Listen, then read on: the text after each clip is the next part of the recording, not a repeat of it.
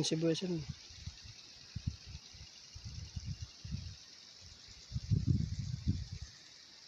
Ngayon lang mapapatabaan, malapit na siya mag-isang buwan. Wala kasi ng ulan eh. Yung Uncle Delphin, napatabaan. Naku, nalusaw lahat yung pinatanim niya.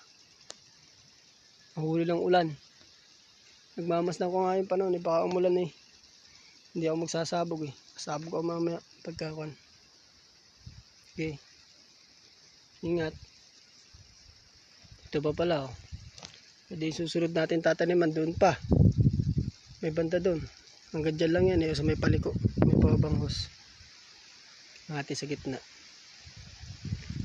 2 rolyo uli yan. Kasi ganito magiging forma niyan eh.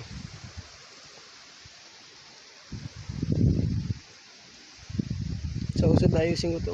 Mali pagkakaumpisa ko eh. Sayado sa us. Hindi naman na mababago ito. Ganyan ito na. So, sunod na lang. Diretso na us doon. Hanggang doon sa kabila. Kaya punta natin.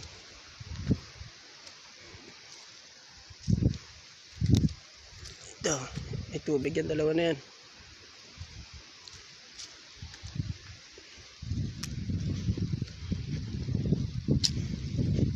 Ito. Nakapaliko dyan oh. Diyan ko kinukuha yung guan. Sinasalsak ko doon sa may reverse. Di hanggang dito. Magdudugtong na naman tayo dito. Pa, pwede pa itong taniman eh. Umpisahan lang sa baba. Kaya di ko na ito papasarol.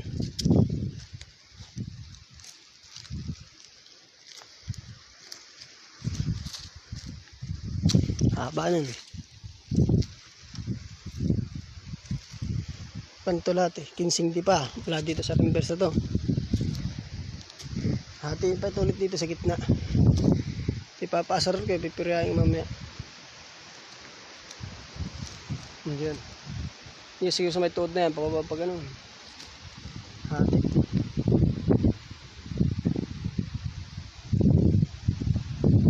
Hindi na naabot yung patag.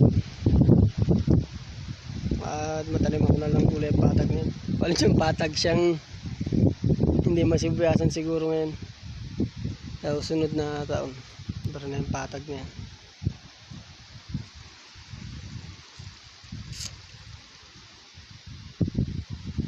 O kaya doon na lang tayo sa may banda doon. Medyo banayad yun eh. Huwag ko na kaya muna ito kasi nalinis ko eh. Doon na lang siguro sa banda doon. Isang lata na lang ay isa't kalahating lata na lang ito eh. Napapasarol eh. May kalahating lata naman na siguro yung nandun. Pero asarolin pa rin yun. Wala. Pero hindi katulad ng pag-asarol dito. Asarol na kasi yun eh. Nasiksik lang uli.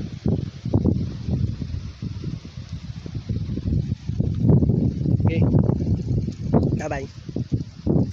Para makita mo lang ang iyong sibuyas na ginagastusan.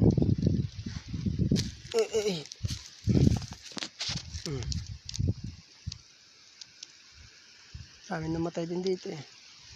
Nilit pa ng sibuyas, halos di makita.